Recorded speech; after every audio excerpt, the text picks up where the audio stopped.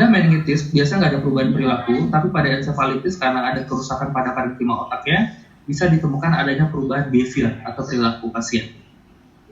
Meningitis karena ada perangsang pada meningen, tentu ada tanda rangsang meningeal, sedangkan pada encephalitis nggak ada. Kemudian kalau kejang, itu bisa terjadi pada meningitis, bisa terjadi pada encephalitis. Jadi pada meningitis ini nanti, karena terjadi peradangan meningen, itu bisa meningkatkan tekanan intrakranial dan bisa bikin kejang. Dan toksin-toksin bakteri yang ada di meningen ini juga bisa memprovokasi terjadinya kejang. Sedangkan kalau pada encephalitis kejang jelas karena kelainan pada parenkima si otaknya, sehingga bisa terjadi. Nah, sekarang meningitis dulu. Meningitis mendiagnosisnya adalah dengan mencari tanda rangsang meningealnya. Nah, itu nanti bisa ada yang disebut dengan Kernig sign. Jadi waktu kita angkat kakinya ke atas, nyeri pada punggung, nah berarti Kernig sign-nya positif. Terus ada lagi namanya Brudzinski sign. Nah, waktu kita lakukan pemeriksaan paku huduk, ternyata terjadi fleksi pada ekstremitas bagian bawah. Itu berarti Brudzinski sign-nya positif. Nah, sekarang untuk pemeriksaan etiologinya, kita harus lakukan fungsi lumbal. Nah, fungsi lumbal di sini itu untuk mencari tahu apa penyebab dari meningitis atau encephalitisnya ini. Itu bisa berupa penyebab itu bisa berupa bakteri, bisa berupa viral, fungal atau TB. Nah, untuk membedainnya paling gampang adalah dari sel yang dominan apa, kemudian warna dari cairan CSF tadi. Jadi paling gampang warna dulu. Bakteri bikin keruh, warnanya keruh. Viral dan fungal warnanya jernih. Sedangkan kalau karena TB nanti warnanya xanthochrome. Xanthochrome itu warnanya nanti bakal ke kuning-kuningan. Nah, itu untuk si TB. Habis itu sel yang dominan apa? Kalau kita belajar, kalau pada virus atau viral infection pasti yang naik adalah limfosit.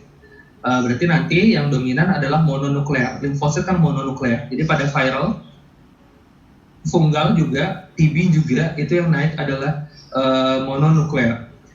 Sedangkan pada bakteri, kadar limfositnya biasanya normal. Sebaliknya, PMN, polimorfonuklear, kayak neutrofil, pada bakteri kan naik. Tapi pada viral, fungal, TB itu biasanya normal. Jadi penggabungan dari tiga ini. Sel apa yang dominan, kemudian warnanya. Nanti kalau glukosa protein ini biasanya ngikut aja. Jadi kalau dia bakteri, karena dia butuh glukosa, pasti glukosa turun. Jadi pada bakteri glukosa turun, pada TB juga glukosa turun, karena kan TB bakteri. Tapi pada fungal sama viral, glukosa normal. Sedangkan kalau protein, rata-rata naik kecuali pada viral biasanya normal. Nah, ini juga tabel sama, ini nanti hitung ke berapa banyaknya. Kalau ini perhitungan secara kuantitatifnya. Nah, nanti pada meningitis mungkin juga bakal mendengar ada namanya tes None dan Pandi. None-Pandi test. None sama Pandi itu adalah tes untuk mendeteksi apakah pada cairan tersebut terdapat protein.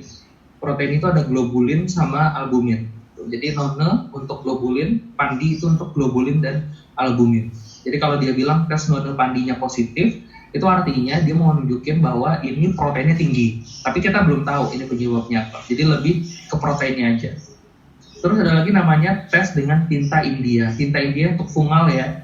Fungal terutama Cryptococcus. Nah, ini adalah gambaran pemeriksaan tinta India pada CSF pasien yang terinfeksi oleh Cryptococcus. Kita bisa lihat ini.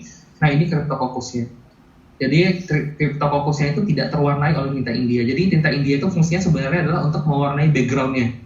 Backgroundnya terwarnai sehingga nanti Cryptococcusnya jadi kelihatan. Nah, tata laksana kalau dia bakteri kasih dia antibiotik ya, vancomycin dan ceftriaxone bisa. Tapi sebenarnya nanti harus diperhatikan lagi usia sama usianya karena nanti antibiotiknya beda-beda. Tapi pada dasarnya itu kombinasi antara vanco dan ceftriaxone. Terus viral bisa kasih aciclovir atau ganciclovir atau foscarnet juga bisa. Kalau TB tentu nanti kita kasih OAT. Kemudian kalau dia karena fungal bisa dikasih amphotericin B dan flucytosine. Tapi kalau untuk meningitisnya yang penting adalah bisa ngebedain penyebabnya tadi apa. Jadi harus tahu gambaran dari fungsi lumbalnya seperti apa. Paling gampang adalah tadi dari warna, kadar protein, dari warna, kemudian MN atau PMN yang bisa. Oke, sampai sini ada yang mau ditanyakan tentang meningitis atau encephalitis?